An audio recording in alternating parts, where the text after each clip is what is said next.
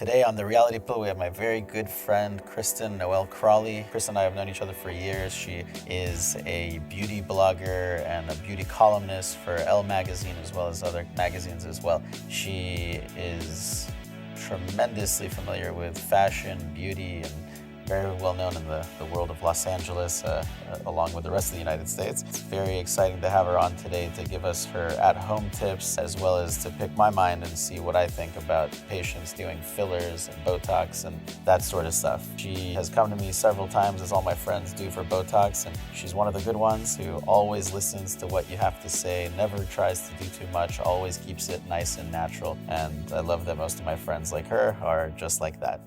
Let me just set this up right here so you guys can see me. So Ben is an amazing doctor. I've known him for years. He's the only person I trust with anything on my face. And yeah, he's just awesome in general. He's very natural and he really takes his time. And what I really love about him is that he looks at your face and gives you what you need. He's not like a one-size-fits-all kind of doctor. So that's really important. So I have a lot of questions. And so first I'm going to start with facial treatments. So I got a lot of questions about hyperpigmentation, melasma, and dark spots. What is the best treatment for that? And especially what's the best treatment for people with more melanin, olive skin tones, or darker skin tones? Okay, so it's all different for the different skin types. The first thing that we try to teach everybody, which is huge, is prevention, because if you're not good at prevention and you go get a treatment, it's going to come back with a vengeance. The worst thing you can do for melasma or hyperpigmentation in the skin is to go get like a laser. Because imagine the whole reason for it happening in the first place was getting sun exposure to an area that was either sensitive or irritated. And then you go whack it with a laser. A laser is like 20 times as strong as the sun. Like you're just burning that area and activating it. So a lot of patients don't realize that lasers are not the solution for most of the pigmentary problems, and they're mainly the cause. So I try to tell everybody, first, you need a really, really good regimen for sunblock that'll keep you from getting worse pigmentation. I like to give everybody an essential oil because oils can kind of naturally slowly lighten you. The one that we use. What are the oils? Which oils? So the one that we use is called Auralyft, and that's like a blend of oils. And the main ones that are in there are the calendula, the argan oil. It's got some tea tree oil and other stuff in it as well.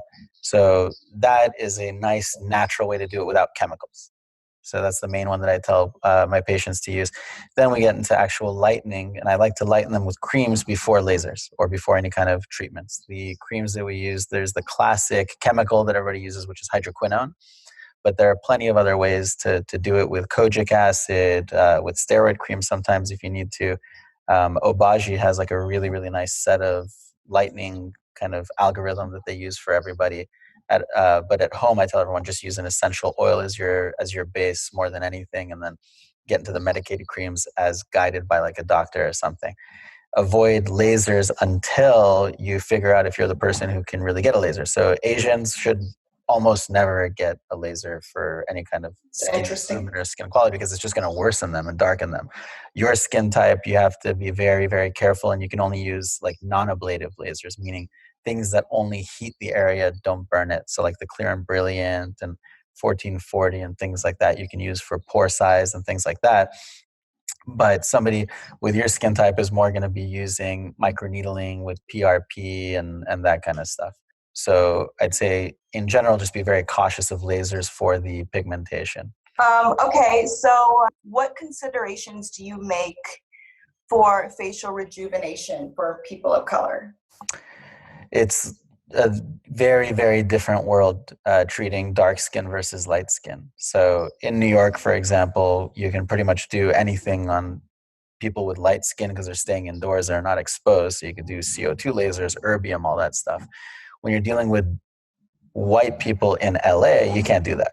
So you have to be much more cautious. Because they're outside more. So you're already dealing with that. Now, let's say you're dealing with dark skin. Dark skin already comes in it with much more melanin content, so much more pigment. So it's much more reactive, and also it doesn't heal as well.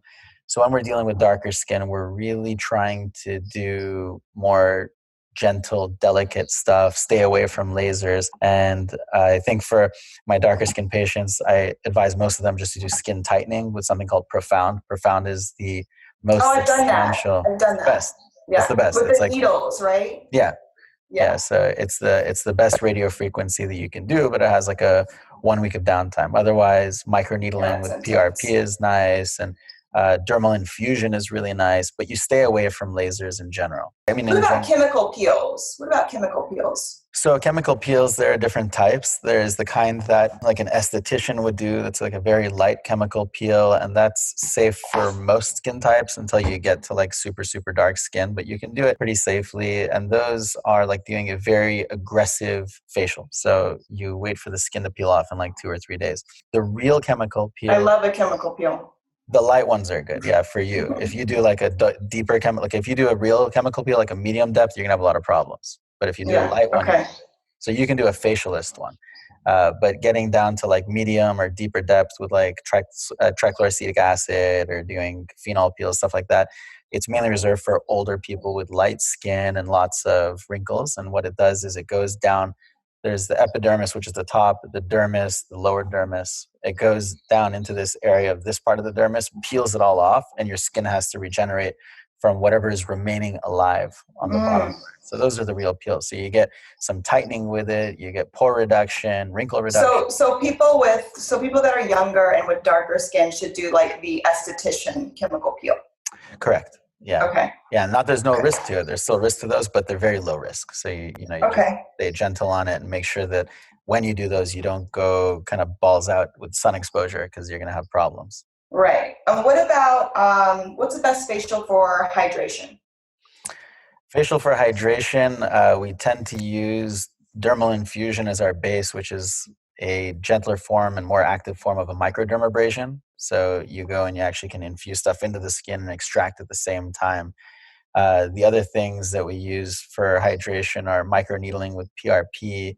That allows your body to hydrate itself, meaning it stimulates the area and aggravates it. So every 2 months or so, you would do that every month if you really wanted to. And that's usually with a nurse or something like that. And if you wanted permanent hydration, again, we do Profound because it can bring in natural hyaluronic acid into the skin. And then when you have more hyaluronic in your skin, you draw in more water. I've done the Profound. The downtime is a little crazy because it's like a square that has needles in it. And they do like patches, right? Yeah. That's what I think I did that a few years ago. And I remember having like little like spots on my skin for a few weeks after. But I mean, after I got done with that, my skin looked really, really amazing. So I do recommend that one. It's just the downtime is kind of serious. Yeah, very serious. Would have been perfect for right now. Yeah, everybody's got the downtime. Okay, so what's a good treatment for enlarged pores? So that all depends on the skin type. Again, for most people, I say Profound is the most substantial, but if you want to do repeat treatments, you can use minimal radio frequency. Some people use microcurrent, which is an electrical current that you put across your skin. So some facialists and estheticians do that. Some people have it at home. Only thing I'd be really cautious of. The microcurrent is that thing with the glass, right? There's glass ones and there's metal ones. Yeah. It's like the little staticky thing. Yeah, it could be either. Okay. There's two types. But the problem is that people think that the higher energy they go, the better result they're going to get. It's not true. You can actually damage the fat in your skin if you do that, even though it's a home use device. So I'd say people be very cautious with it. Otherwise, the mainstay of treatment for everybody is Retin-A. And that's kind of the old school. Everybody knows about it. But Retin-A, what it does is it increases the skin turnover. So instead of your skin peeling off in 28 days, it peels off in like 3-4 days. And that keeps the pore size tighter and smaller on people whose skin can tolerate it. If you can't tolerate it, then we have either Definage or Elastin, which are like... And Retin-A is a cream? Mm-hmm. Okay, so you just put that on your face for like at nighttime. Yeah, it's a vitamin A class cream. It's in the class Like of it's a retinol. It's a retinoid. Yeah, Yeah. exactly. But they're very different from one to the other, and some you take Okay. orally. Let's move on to, someone just asked, how long do you use Retin-A for best results? It's continuous. So you do it as much as your skin would tolerate. Most people are using it probably every 3 or 4 days, and then you can use it continuously as a part of your daily regimen. And you can use the 0.025, 0.05. The lower concentrations have just as much of an effect for improvement as the higher concentrations. So it's okay to use the lower ones and not irritate your skin as much. The problem with Retin-A for most people is that they put it around their eyes or they put it around their base of their nose, and they end up getting redness there from it. So they just have to be pretty gentle with it. Let's move on to eyes. We have a few questions about dark circles. So how can you get rid of dark circles at home and at the doctor? So I tell people, as far as what I can do, I usually look at the eyes 4 or 5 different ways for the under eye, which is that part of the darkness is coming from depth, meaning volume loss. Part of it's coming from a shadow that's forming between the fat bag and the cheek itself. Part of it is coming from hyperpigmentation, meaning hyperchromia, having different colors there. The skin gets thinner from the lateral part as you go to the central part. So this part tends to be darker on people because you can see the muscle underneath. And the last part is there's an accordion effect, which means the skin, as you grow older, tends to contract in this way. So that part also gets accordion more than the other places, and it bunches up and the density makes it darker. So the easiest, quickest thing I have to do for my patients is just filler, and that's doing Restylane or Belotero, no other kind of filler, only Restylane or Belotero. It's important to remember that. And it can go on the under eye. Now, you only want to really put a very small amount under there. If you try to fully correct somebody or put too much, it can block their lymphatics and their drainage doesn't work well anymore and they get puffed up. So filler is the first answer. Surgery is another answer where we move the fat from the under eye down into here, and that helps smooth out the transition between the two. And then you go look at kind of skin tightening procedures. The most effective for the eye is either laser or chemical peel. Chemical peel, you can get deeper and stronger without damaging the skin than you can with a laser. So I prefer chemical peel for that. And then if you're dealing with pigmentation, that's really, really tough on the under eye. So people try to laser it, they do creams, they do a million things. It becomes very difficult to get rid of. For quick temporary improvements, we have a treatment that you put on. It's like a chemical peel. It's very gentle and light. You put it on the under eye and you activate it with a light. And so that makes you look better. So that Jennifer Hollander, you've met her, my nurse does that, and it's really, really nice. And then, is that good for people of color? Can people of color do that? It's on a spectrum. So if you're super dark, no. If you're kind of like what do you consider super dark? Well, we have a classification of Fitzpatrick scale, but you'd say like black is a number 6, a little bit lighter black. So those are 2 classifications, 5 and 6, that are always tan. 6 would be like the darkest. 6 is always tan, always dark, never burns. Okay, got so it. That's like the darkest black. 5 is right below that. You're kind of in the 3, so you're like in the middle. You're kind of like me, so we're in the same I don't know about that. You look better than me, but the same realm of darkness. And then at home stuff, that's kind of your world. So what have you used? For under eyes, I use my eye mask, of course. They've got a little bit of retinol in them. So that helps. And I also use an eye cream. Try to stay away from caffeine. Get fillers with you sometimes if you'll let me. I don't know, which fillers have you used for my under eye? I can't even remember. A couple times you just use Restylane. And I do that like maybe once a year. Yeah, and you're actually a good example for people in LA. So everybody in LA, like Kristen doesn't look like she's had anything. You don't want to have anything placed there that's going to be shown to anybody ever. And you always like to look good, so you always ask, can we do more? Can we? And I say, no, you shouldn't. You quickly listen. You're like, okay, like you don't fight it. You know what's good. Yeah. So you've maintained looking natural, delicate, and that's the main thing. Like nobody wants to look like a bulky beast, and that look it's tired. Yeah, and it's not very sexy. So yeah, you're like the dream patient who like shows up like once a year maybe, and you're like, can we do anything? And I say like, no to this, yes to that. And you're like, okay. Definitely. And what about someone that's had like a botched like eye filler job? Like what's the process of like getting rid of that? How long does it take to recover from that? And then should they refill afterwards?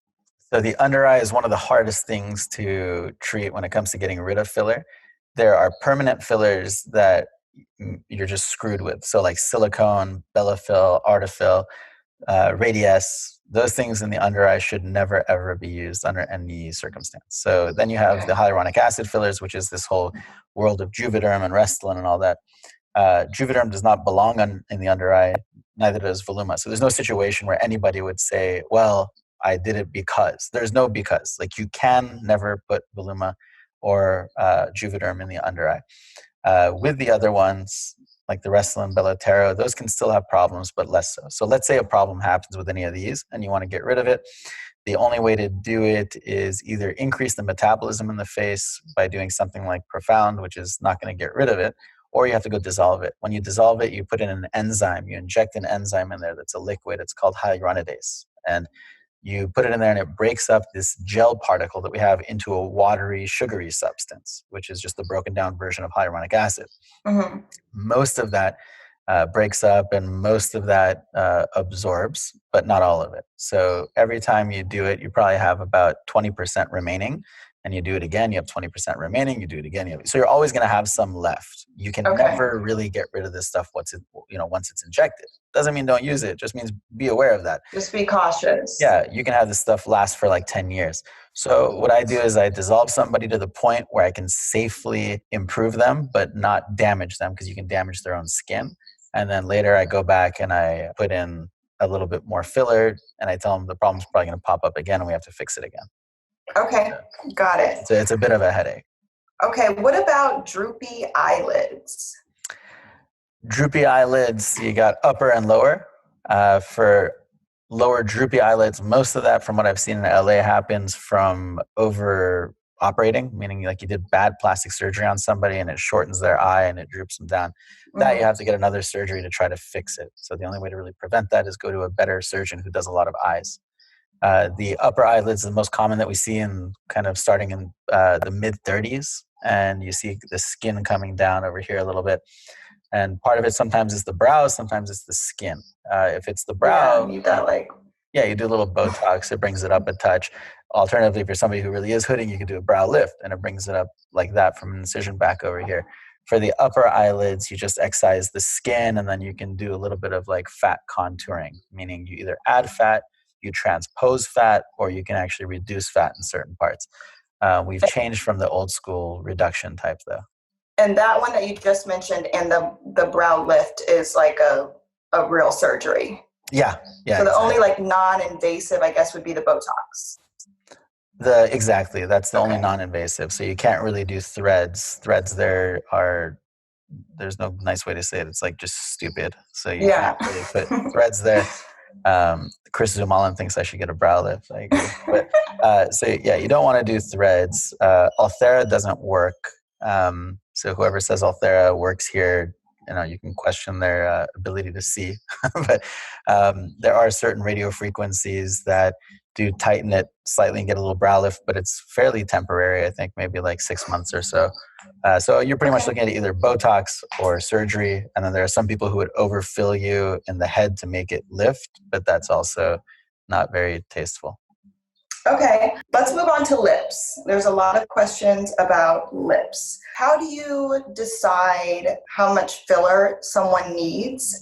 And what are your techniques to avoid duck lips? My number one technique for avoiding duck lips is not using Juvederm.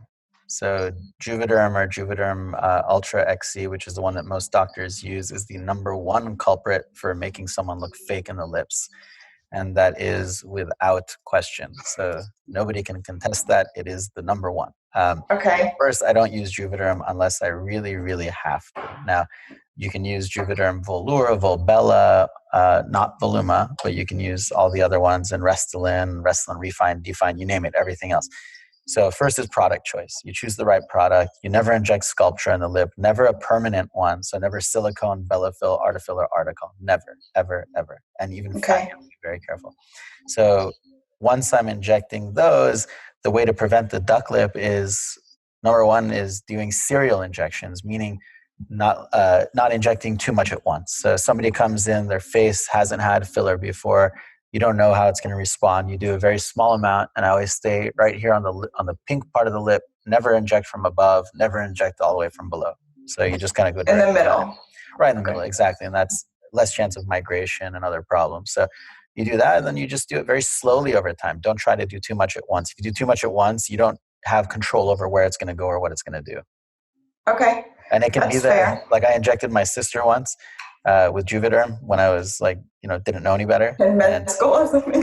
Yeah, it was in residency. And then like 2 years later, the Juvederm is gone after 6 months here where I put it. But 2 years later, it popped up here. Same Juvederm. So it moves around. It moves. Yeah, I call it Movederm.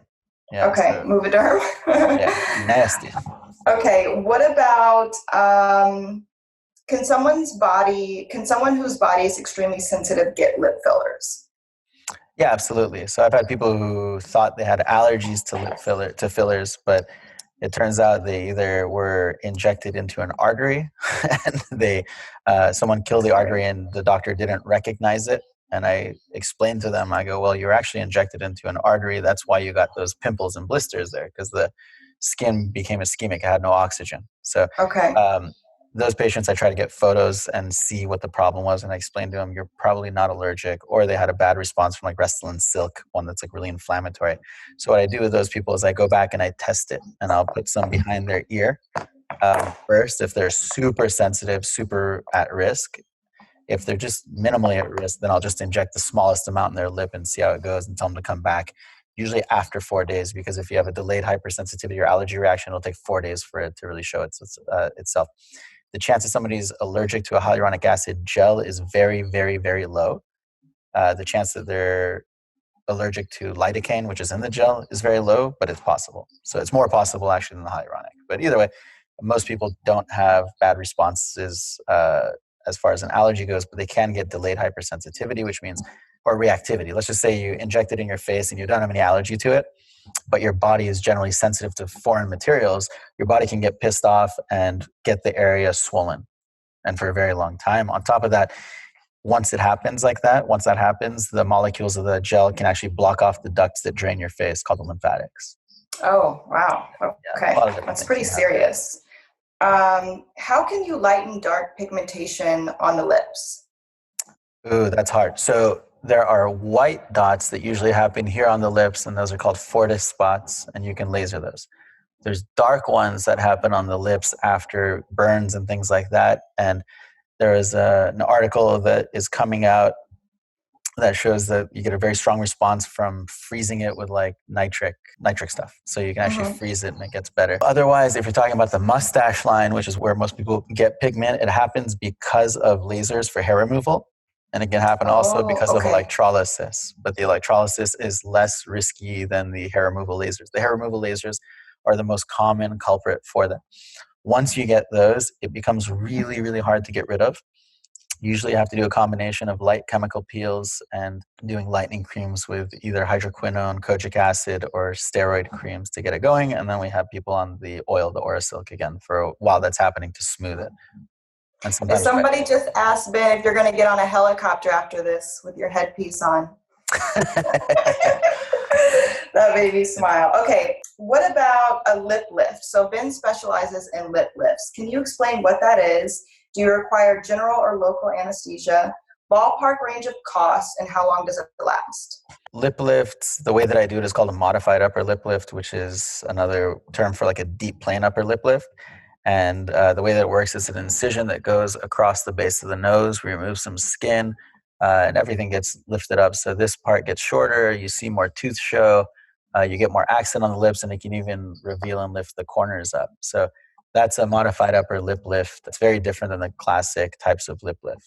If you do a lip lift, that's the improvement you get from it. It just takes a while to heal, so you got to be very cautious, like, making plans during that time. Alternatives to a lip lift is pretty much filler Botox, meaning you put a little bit of filler for accent, Botox to roll the lip if you want, but it makes your mouth move weird. The things that don't work, and this is things that we've actually seen together, are plasma pens. People put plasma pens here and they put those little burn dots on the lip.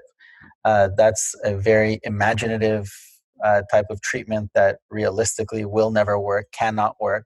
So the people doing it, they're thinking of fractionated lasers and fractionation of energy to shrink the area and thicken the skin, but that means they just don't understand the reality of like what happens or the skin underneath. Because if you've looked at the skin in that area, it'll never respond to something like that, especially not enough to contract. So I advise against doing any kind of heat treatment to lift the lip. It's not going to work. And I advise strongly against any kind of thread lift to lift the lip. It will never work. So those are like nevers. They will never What work. about a Botox? I saw some people saying like you can do a lip lift with Botox. Yeah, so Botox, if you put it up here and over there, it'll decrease the strain of your lip and decrease a gummy smile, so it goes in the opposite direction. If you put little tiny bits above the lip border that purse your lips, that's going to allow it to roll up a little bit. It's a very small change. It's for somebody who's either extremely in tune with how they look or they're just desperate to try something. Because for everybody else, they're not going to notice the difference, and more likely they're going to be bothered by the way that they talk afterwards because it weakens your B's and your P's, your like that. Oh, okay. And then did you go over the recovery time and the local or general anesthesia and cost range? So the recovery time with mine is 3 weeks to look passable, 3 months to look perfect. Okay. That's a long time. A very long time. The recovery time with most other lip lifts is about 2 weeks, and nobody can tell. But then you're running a very high chance of changes to your nose, scar, not having gotten a big lift, and other things. So the 3 months is actually, it helps me in healing because like my lip lifts, you can't really see the scar because of that. The range of healing also depends on the person. If you've had more filler in your lip, you take longer to heal.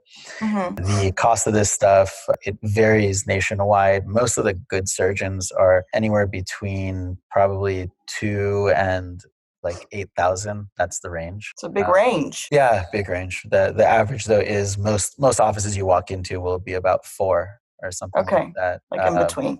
Yeah, that's the in between. The high is like 20,000. Like there's people that do that in Beverly Hills. So that's the range in general, and the risk of doing the 20 racks. Yeah, that's crazy.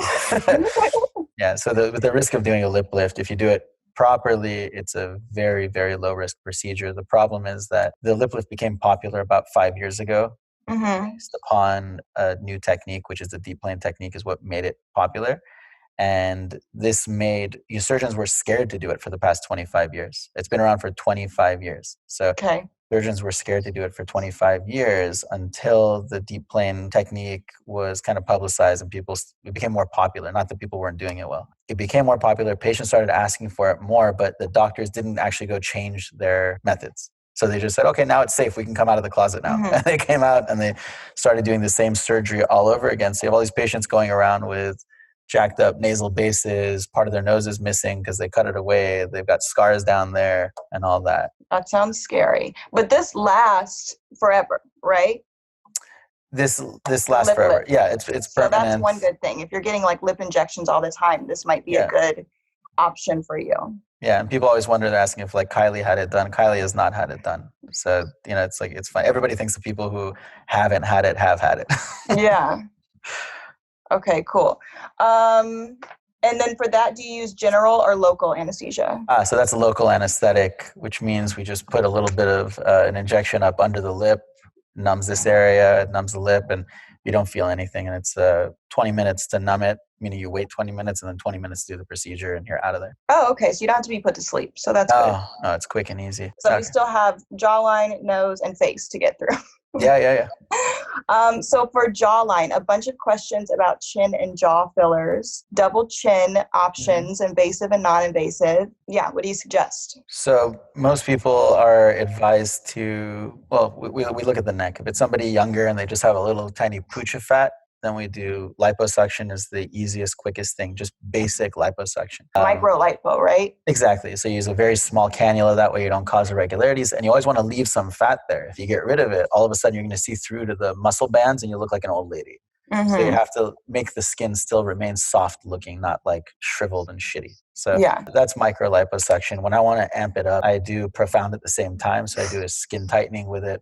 So it gets the jawline defined, slims this area down, and then really tucks this up even more. So you're looking at like getting a good response usually 3 months later. 3 months later, it gets really, really nice and it'll look very natural. I've heard a lot of people using Kybella. I don't use Kybella a lot. It's not a bad thing to use, but it's nothing new. It's just remarketed. It's deoxycholic acid. It's a detergent that breaks down fat molecules. So Kybella is indicated for this area. You can actually put in to reduce a little bit of fat there.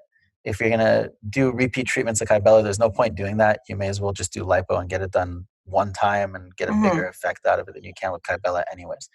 Kybella should never be injected into the face unless you have like a discrete problem you're going after. Like you can't inject it for buccal fat. You can't inject it for here. It's very risky in the face. So people should never inject it. And then what about fillers for the jawline?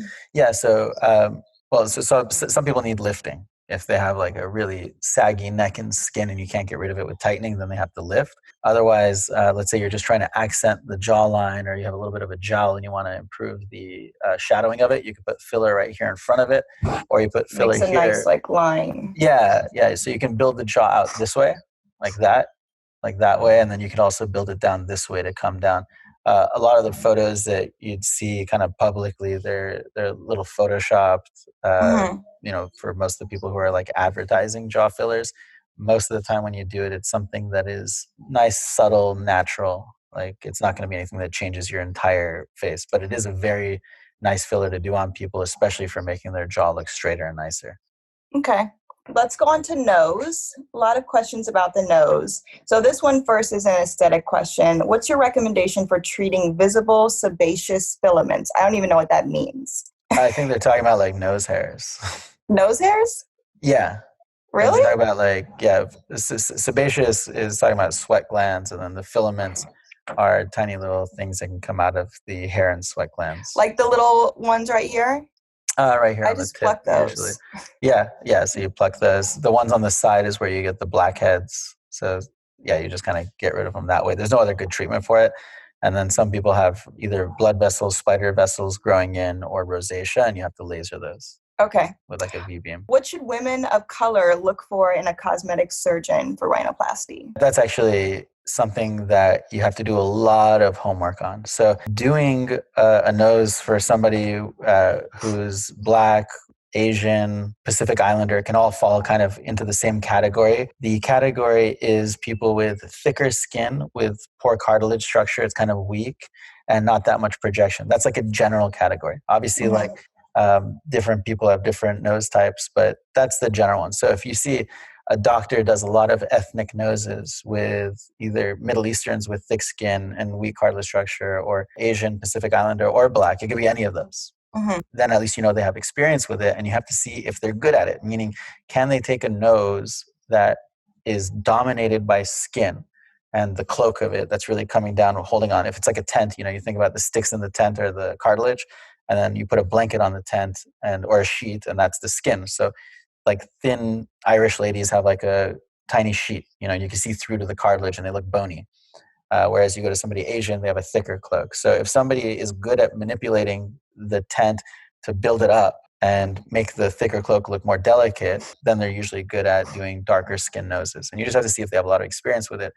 Because if you see all they do is one nose type and they make all nose types look cutesy, that's not going to be good on a heavier, wider nose with thicker skin. Yeah, I see a lot of girls that have that, like, I don't know what it is, but I see a lot of like women of color that have that like botched pinch nose, or it looks really shiny.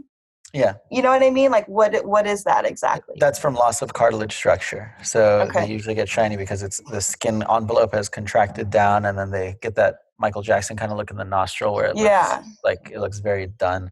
or they get notching like right here in the front because they have such thick Yes. skin. The side Yeah, doesn't yeah. notch, but it notches right there. Yes, that's pretty common. In that case, they typically need a revision. If you're ever going to get a revision, you're already at your second try, you better find a revision specialist. So that's actually, I don't market doing rhinoplasty because it takes so much time in my life and my practice, but I am a revision rhinoplasty specialist. So even without marketing, I'm always doing revisions. And people come to me because they started researching. Yeah. So when you're doing a nose, you really got to research. You have to look at like everybody in the country. Even if you're going to get one in your town, doesn't matter. Look at everybody's results in the country so you understand what makes sense to you, what's going to look good on you. And then you have to really vet the surgeon at that point, seeing if you're going to get along with them, if you're going to trust them. Because if you don't like your surgeon, like personality-wise a ton, or respect them, let's say something starts to take longer to heal, you're going to think like the world's ending and you're not going to, it's a bad situation, especially with noses. Nose surgery has the highest rate of body dysmorphia prevalence than any other surgery. Oh my gosh. Wow. Yeah, especially I mean, it's right there on your face. So yeah, you definitely need to be very careful. Hold on. There was one question up here that nose fillers. So that's like a good option if you don't want to go under, if you just need a little change. I've gotten nose filler to hide my bump before. What else is nose filler good for? Can you do it for the tip? Like, small can you do it amount. for thickness, like wideness here? Will it help with that? Yeah, so it won't help with the width of the nose. So the way you have to look at it is you're adding volume to the nose. So no matter what, the nose is going to get bigger somewhere. However, you can play with it in a way that doesn't make the nose look bigger. So when you look at the side and you have a mountain here, you can fill the valley. So the valley comes up and matches the mountain, and then you have a smoother slope. If the tip is missing a little bit of projection, depending on the quality of the tip, meaning you have to feel it. If it feels like you can fit a little tiny bit of filler into there, you can actually put some to bring the nose forward. There are no rhinoplasty surgeons who are good that I know who do a ton of filler in the nose. They put small amounts, they put delicate amounts. And the people who were doing it most commonly were probably me and Dr. Rivkin in LA, and there's a bunch of others who do it as well. The people who don't know noses go and they try to make huge differences. And they think that just because they put a filler there and one day for one photo it looked good, that's going to look good a week later. What happens when you put a lot of filler in your nose is it can start drawing in water and it can start to make your nose look thick and fat. So you have to be the opposite effect of what you want. Opposite of what you want. So you have to do very small amounts, small amount here, small amount there, and you can make the nose look a little straighter, bump a little better. And you don't want to do it all at once. You want to do a series. So you do the filler, small amount. You come back 3-4 weeks later, you touch it up again. You follow up 9 months later, you do a little bit again. And so you put very, very small amounts. If you're planning on getting a rhinoplasty in the next year or two, then don't do it. Okay. Just let it go, live with the nose you've lived with for so long anyways. Nose fillers, everybody's worried about the risk of it. It's not very risky to do if you're doing it with somebody who's a nose surgeon and knows because that's, I think most people, it takes being a surgeon to know the anatomy of the nose internally. There are some very good injectors, obviously, who can do it safely, but the risk that they're worried about is blindness and killing the skin. Blindness, it can happen with any filler around the face. So what?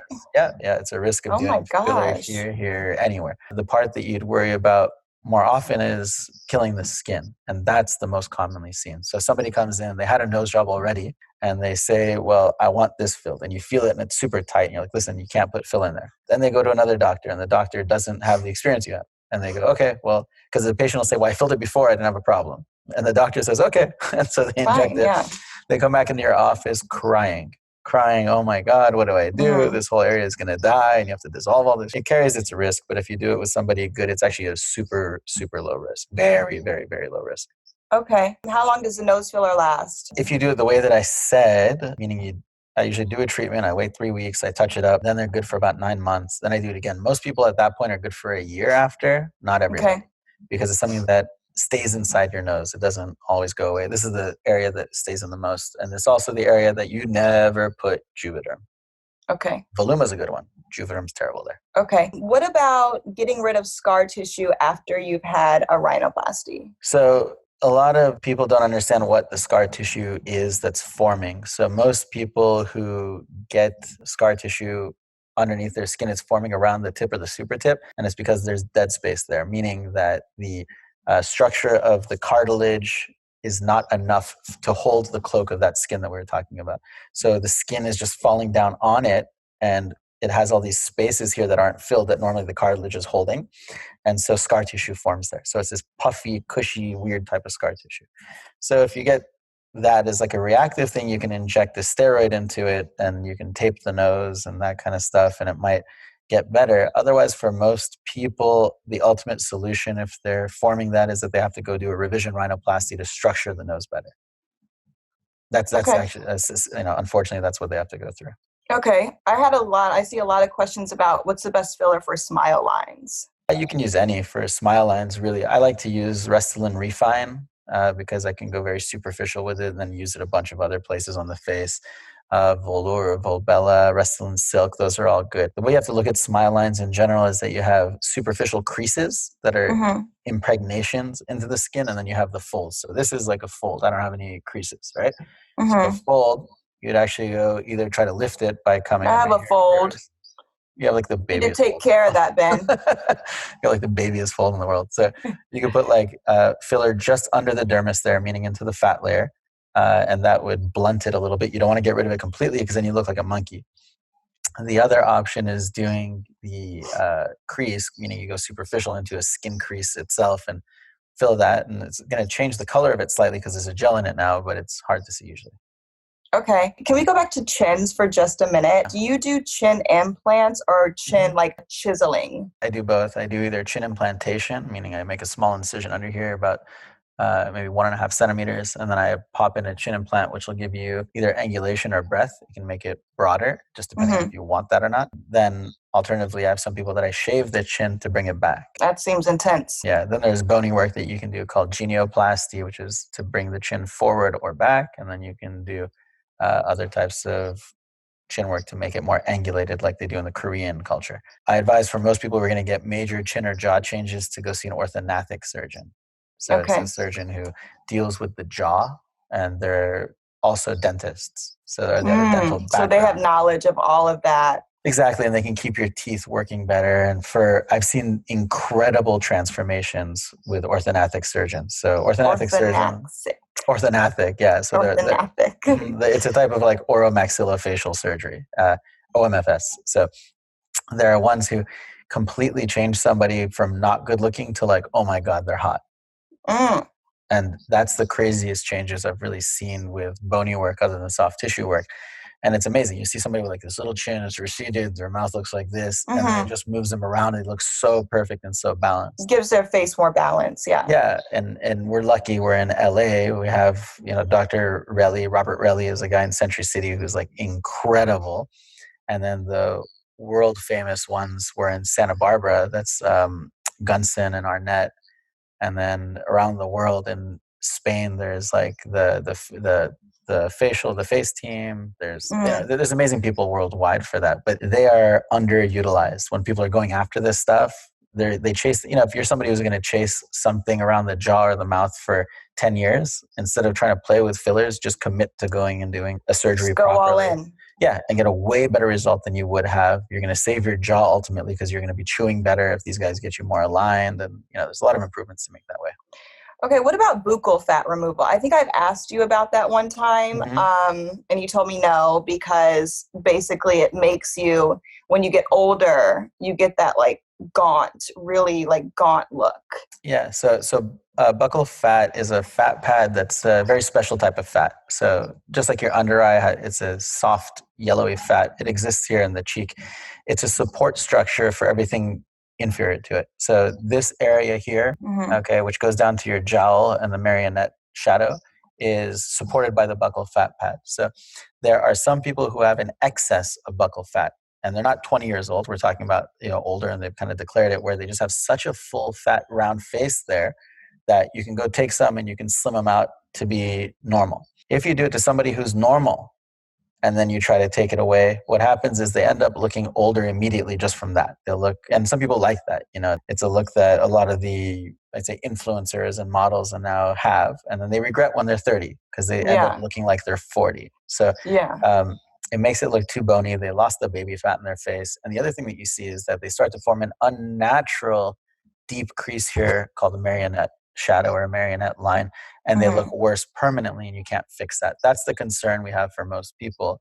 So I tell most of my patients, don't do it right now. Or if I need to, I'll take a tiny bit, but I'll do a skin tightening instead. So I do profound, which will give somebody tighter cheeks. And, it's a solution for a lot of things, if you've heard me say it like 20 times now. So I use it to really tighten the cheek and the marionettes and the jowl and stuff like that very safely. And if I really want to contour them a little and I think it's safe, I'll go and take the tiniest bit of buccal fat. Okay. Let's move on to the face. This is our last category. What are the best options for a mid-facelift for someone in their 30s? Most patients who are late 20s, early 30s, that range, I tell them to do skin tightening with profound, follow up a month later, and we do a tiny bit of filler to recontour or kind of change the volume distribution in the face. That takes care of it for almost everybody. The next step up from that is doing threads. I don't love doing threads, but if it's for the mid-face and people do it deep, it's usually okay. If anyone's going to do it, I send them to Kian Karimi because he's the only person who I've seen do it well. Everybody else kind of scares me from what I've seen. Then you get up to lifting, and there's actual lifting, which is deep plain mid-face lift that's through incisions out here. And then there is endoscopic mid-face lifts, which is from up here. The deep mid-plane lift has a different effect, meaning it rolls over all this tissue that's fallen over time. So for people with like acne, doughy cheeks, heavy jowls, this is the solution, meaning you have to go from the outside. For somebody who just has some laxity in the mid-face over there and they just want to reposition slightly, you can do an endoscopic lift through here. You go in through a small incision in the hair, you come down and you bring it up. It only lasts about a year and a half, unless you do other things with it. So if you go and you do a brow lift at the same time and you get them both released and very high, and then you go add a little bit of fat underneath to bolster it or camouflage your, later failure. So you have to usually do that kind of stuff to make it last more than a year and a half. And mid-face lifts do have a lot of swelling to them. Okay. What's the best non-surgical treatment for minor facelift or tightening the skin? So that was profound. So the profound. Profound's by far the best. The only thing that comes close to that, and it's not really close, is Morpheus. And that's the Embrace platform. So it used to be called Fractora. Then they changed the design of the handpiece, and it goes to multiple depths, called Morpheus. Morpheus is used for the face, and it's on the same platform as FaceTite. But FaceTite is not for the face. FaceTite's for the jawline and neck.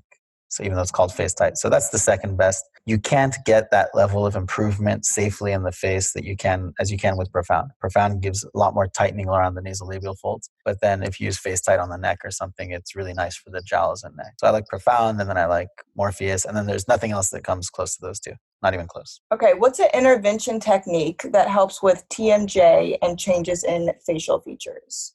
So that's the orthognathic stuff that we talked about, is mainly moving the teeth, the jaw. So there's upper jaw and lower jaw. Moving those around can give you a better bite if needed, meaning if you're imbalanced. So like braces, you're thinking? Like braces kind of? Braces is the orthodontics. So that's the most minimal you can do. I send everybody for that to Dan Grauer, and he can make really big changes in the face with the braces. But the next step becomes orthodontic. Sometimes cosmetic dentists can do it too. You really have to go see a dentist who knows a lot, and they can kind of guide you as where to go with it. But that's how you save your jaw ultimately, is getting a better bite. Some people just have something called bruxism, which means excess grinding. And for that, or clenching, you can go do Botox in the masseter here in this muscle, which I've had actually. Mm-hmm. And it slims you visually from the front, so you're not as broad on the bottom part. Most people like being broad there, but it slims you a little bit there. And then that relaxes the tension on the TMJ. Okay. What's the best combo for like a full refresh?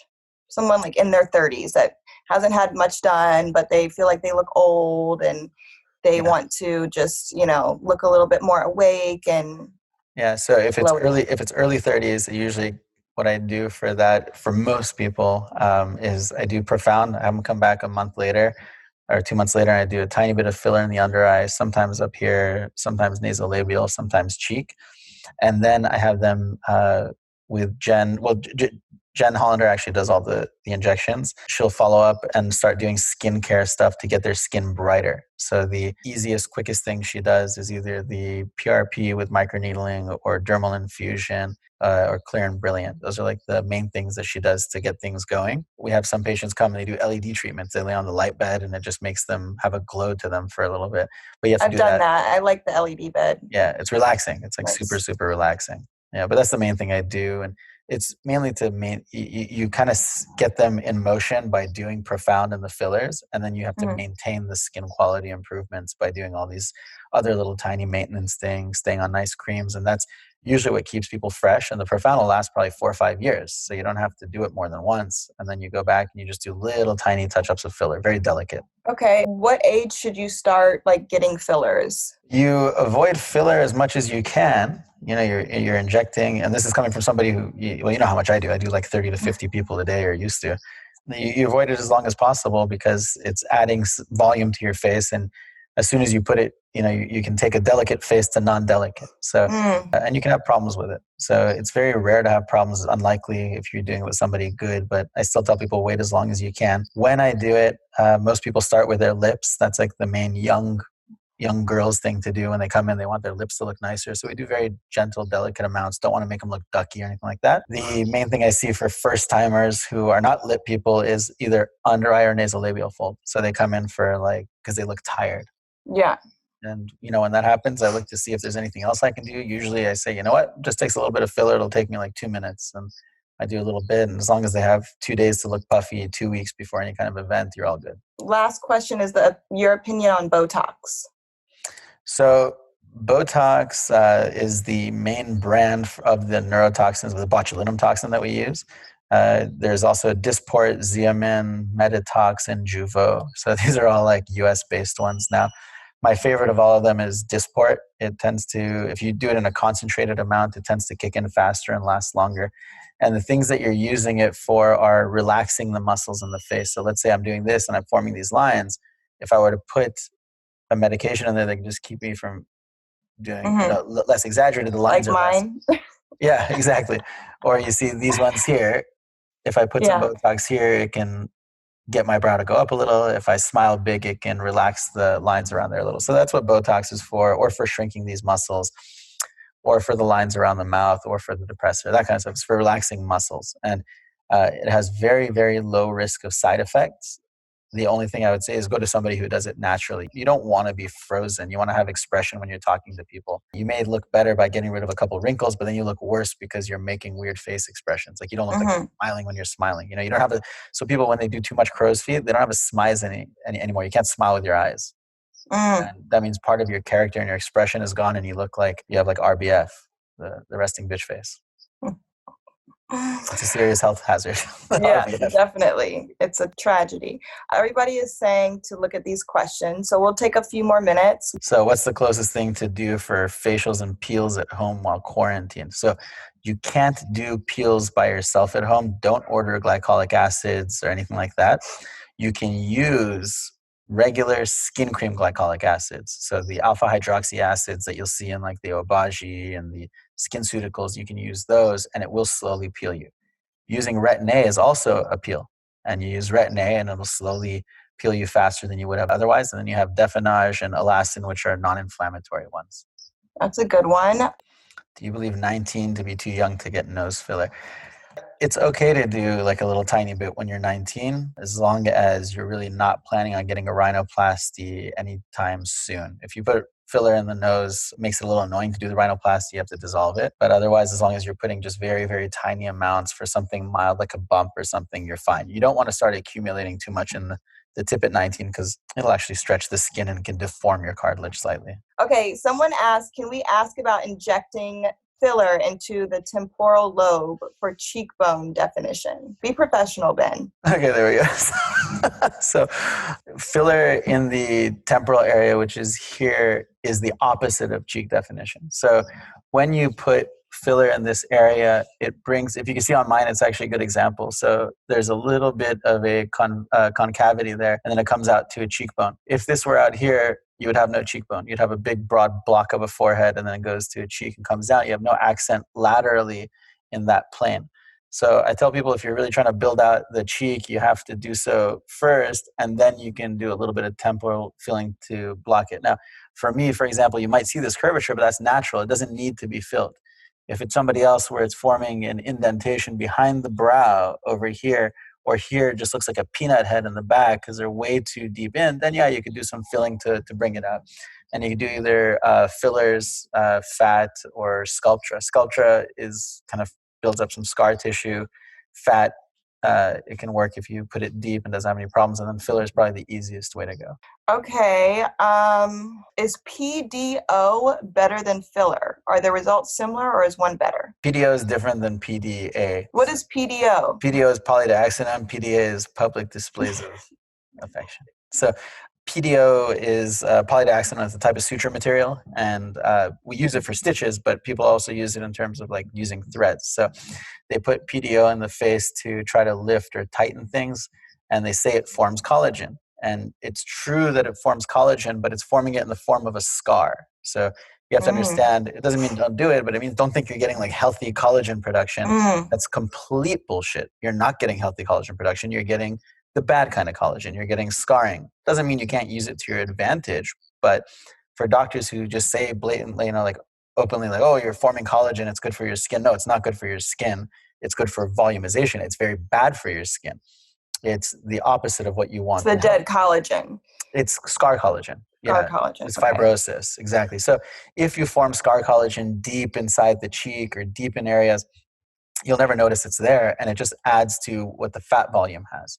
If you put it superficially under the skin, you can actually make the skin more rigid and dense, and you lose this like supple natural nature, and people get kind of rocky or waxy looking 4 or 5 years later. So they think that, okay, it's a dissolvable thread, it goes away, no permanent problem. That's not a very smart doctor. No, it can have a long-lasting result even after the thread is gone because you incited fibrosis. You're making collagen. Okay, what about submental liposuction? Who's a good candidate and what can you expect? So that's what we were talking about before. Submental liposuction is good for somebody who has a real pooch of fat here, not extra skin, not extra muscle banding. And if they have extra skin, extra muscle banding, and you do liposuction, they're going to look either double banded or droopier in the middle. So I always tell them, if you have a single fat pooch and a doctor feels it and says, yeah, there's fat in there, that's great for liposuction. And it is better than Kybella because you can do it one time, you can do more areas than Kybella can, and your recovery is less painful than Kybella anyways. So Kybella is more for if somebody just doesn't want to go through numbing and a little procedure and they just have one time to do a little tiny bit, you just barely pop in a little Kybella and it works great. Okay, what are your thoughts on laser genesis? Laser genesis is good if you have in the lighter gradient of skin color. Like, so you're good for those, and you can use it to brighten the quality of the skin by doing repeat gentle treatments with it. So it is nice for that. It is not one of the ones that works well for skin tightening or things like that people think it does. Okay. What's the best option for the dry, thin eye skin with a huge amount of wrinkles? The best is either surgery or chemical peel or a combination of the both. So the chemical peel is a 35% TCA, is usually the safest, strongest one to use. And it'll resurface the skin and get maybe about a 20 to 40%. So I usually tell people like a 30% improvement on the skin quality. Alternatively, if they just have tons and tons of skin and their eye can afford to lose a little bit of the skin, then I make a small incision under here, remove some skin, tighten the eyelid with a canthopexy to keep it safe, and then do a chemical peel. The risk of removing skin here is pretty substantial. You have a free-floating lower eyelid, and it's only being held up by one attachment here and by a muscle that constricts it in. So when you remove skin, it automatically has a tendency to pull people's eyes down and shorten the eye, even 5 years later. So if there's so much excess that you can really get rid of part of it without imposing any tension on the under eye, then I do that. Otherwise, I just tell people do a chemical peel. Okay, I have a question of my own that I just thought about. So I see a lot of like models and influencers with that like doe eye look. What is that and how do I get it? That's a filter. So No. Like for real. Like I've seen them with the like, is that an eye lift? So like how to make your eyes like bigger and like a little more. Well, so yeah, most of them it is photoshopping though. The thing that people do temporarily is they put tape there or tight ponytails and they pluck out the eyebrows here and then draw it in over there. That's what. So it's more straight. Do.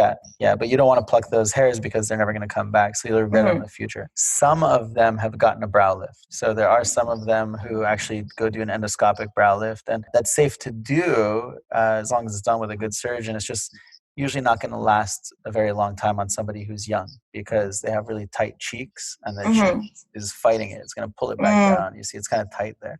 So it doesn't last very long. But I would say for everybody to be very, very cautious of the major procedures that you've seen with either, well, threads are stupid. So don't do No threads. threads. The dumbest thing ever. And then alternatively, people have been doing canthoplasties, meaning they actually cut the side of the eye to try to tighten it like this, and they'll do a brow lift on top of it. So they do that a lot in Iran. And it is completely irresponsible to do something like that to somebody, because they take the photo looks good, they go sell other people on it because they think the photo is the end result. They don't know the difference between 1 day post-op and 5 years post-op or 1 year post-op after the operation. They don't know the difference. And they think that the doctor's showing them this, that means that, oh, that must be the result. It's not the result.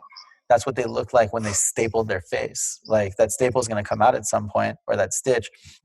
And you look at them a year later, they're going to look operated, weird, and shortened. They go in the opposite direction. So you tighten them this way, all of a sudden they start going this way and they look crazy-eyed.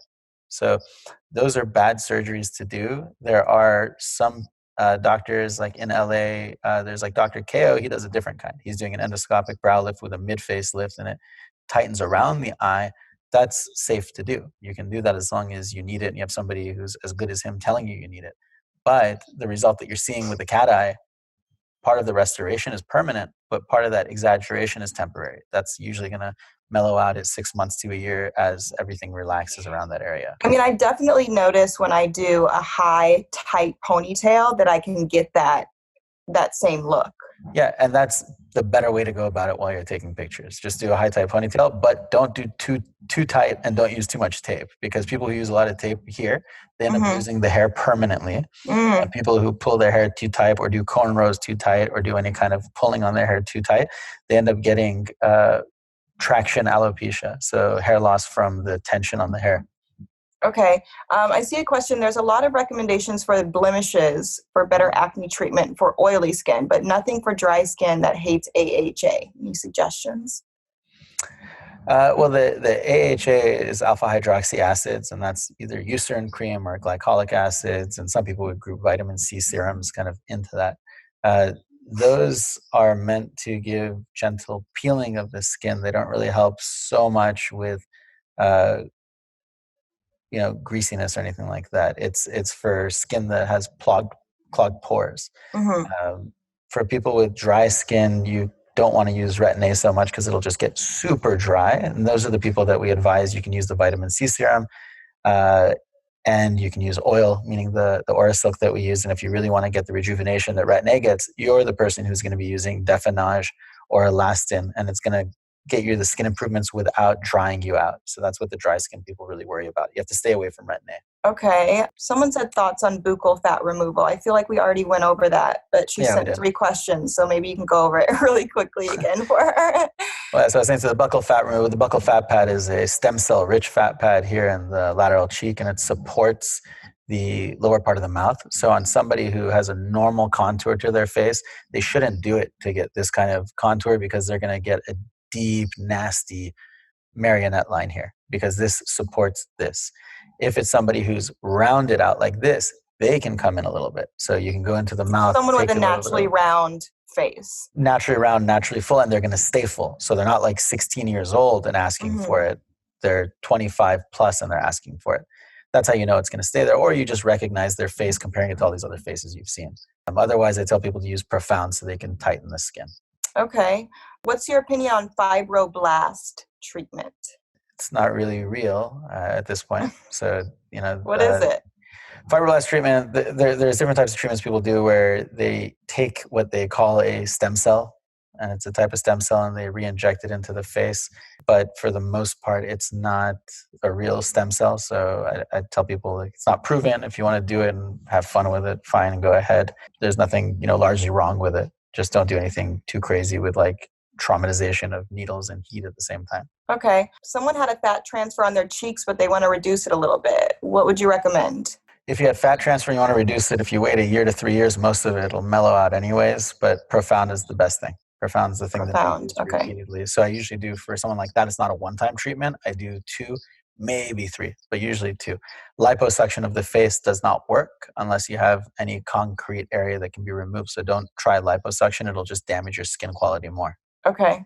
And the profound, even though it lasts a few years, so when you do 2 or 3, you space them out, like how often do you space them out? So if you do it once, it'll last you probably 4 or 5 years before you care to do it again. If I'm trying to do it for somebody where I need to volume reduce them or reduce irregularities, I'll do it once, I'll wait 8 months, and I'll do it again. Let's do one more question. Do you do closed rhinoplasty? Yeah, but closed or open doesn't matter. When people ask that question, they're researching the wrong thing. Okay. They're researching what other people say is like good or bad or why they had a good outcome. It doesn't matter, and it's not a question you should even, when you're going and looking for doctors, don't even ask that question, because the incision makes no difference. The healing time is a little bit different. You want a doctor who gets good results, period. It has nothing to do with what their access point is. If they can do a good job closed, great. If they do a good job open, great. You just want whatever they're strongest at. So you're not going to judge them on whether or not they do open or closed. It's a mistake to do that. You have to judge them only on their results. Okay. Yeah, I feel like when you say like, I want to close rhino, it's more for like your personal, like you see, like you feel like it'll be not as invasive or the healing time will be less, but you really just want to look at like, what's the end result? Yeah. Because you're going to go under and you're going to have to recover anyway, so you might as well do it right the first time. A lot of questions on skin type or face type. Yeah, so FaceTite's a machine that's a wand-based treatment. It comes with Fractora or Morpheus. FaceTite should not be used on the face. Remember that. If you use it on the face, it can damage the skin, it can melt the fat, it can damage the muscles. Little chance of improvement on certain places. You have to use it on the jawline and neck. That's what FaceTite's for. In the face, you can use Morpheus, which is a multi-pronged. It's called neck type. It should be called neck tight or jaw tight. I don't know why it's called face tight. Yeah, very. But I got to go now too. Actually, I have another call I'm supposed to do. Thank you, Ben. Love you. And Ben's also taking video consultations right now during this time. And I think you're donating the proceeds to something, to the right? Center for Disease Philanthropy. Okay, cool. So if you guys want to hit him up directly, he can do like a video consultation. As you can see, he's very knowledgeable. And he's the only one I trust. So thanks everybody for tuning in. And Ben, I will see you soon for some rejuvenation. Hell yeah. After this mess is over. All right. Bye. All right. Bye.